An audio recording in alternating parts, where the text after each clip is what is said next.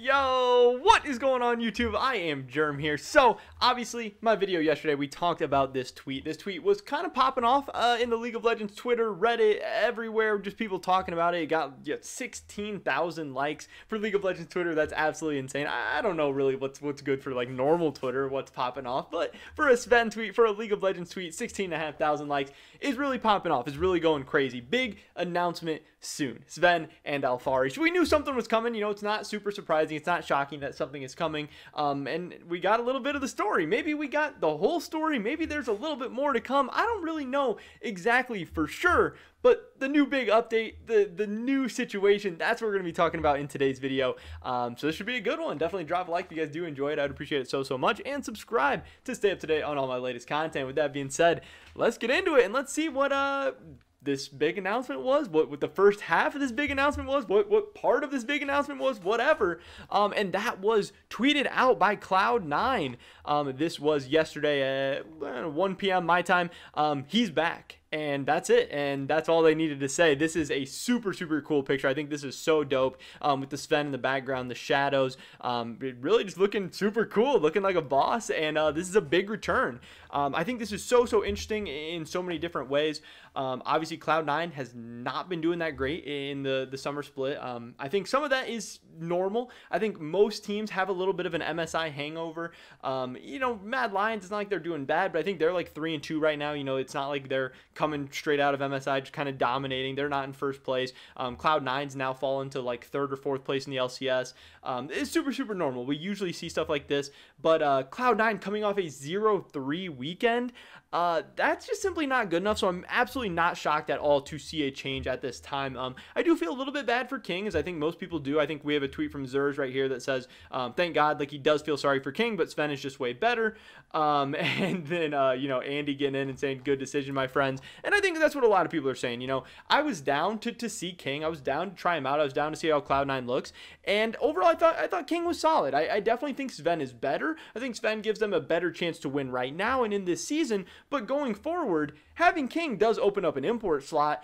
And who knows how Cloud9 would be better in the future. Would Cloud9 be better with Zven or be better with King in an import? You know, I don't know. But in 2020 or in 2021, I'm getting the years mixed up. In 2021, when that import isn't coming yet, Zven does give them the best chance to win right now. And obviously, this was a team that looked decent at MSI. They beat Damwon. They beat RNG. They have the potential to beat teams. So I think that whatever they want to do, even if they decide to move on from Zven this offseason or whatever, I think they should let him ride out this year. I think him coming back is good. I think they should see what this team can do at Worlds, because a lot of people, I don't know exactly how I feel personally, but a lot of people said this team was super close at MSI. So let's give him another chance at Worlds. Let's give him a shot at redemption and let's see what's up.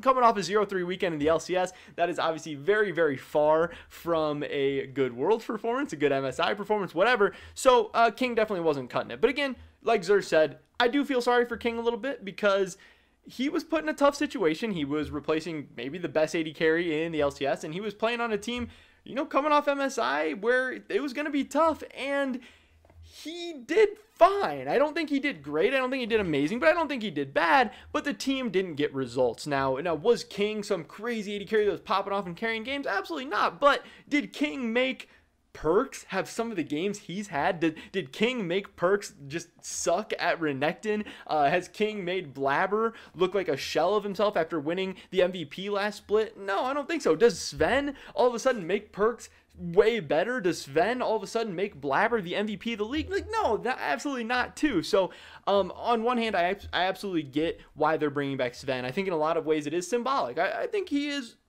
probably the best AD carry in the LCS. Maybe I kind of lean towards FBI, but Zven, top 2, top 3 AD carry, whatever, even on his worst day.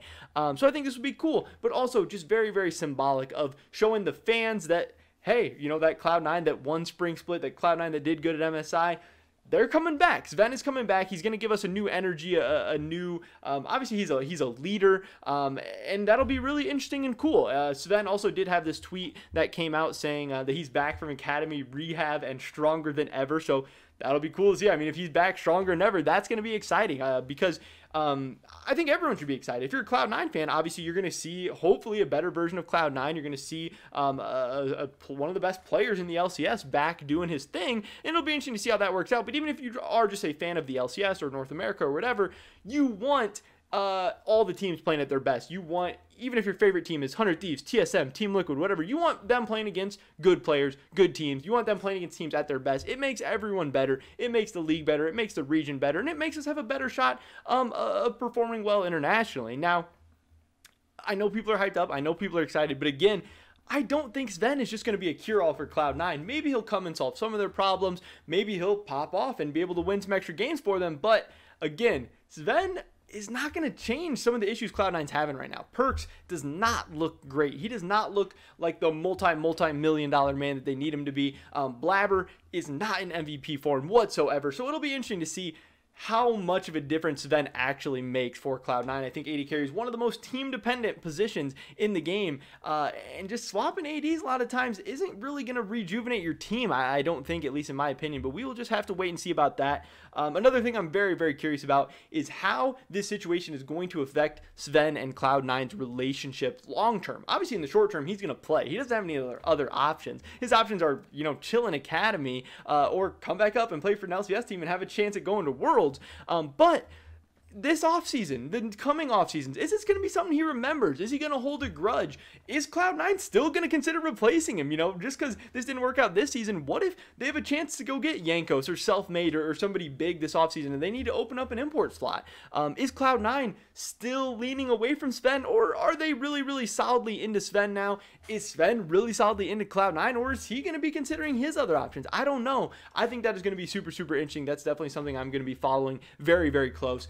And then on the other side of the situation, we obviously have this tweet from King, where he talks about not getting the results he wanted, but it was a great experience regardless.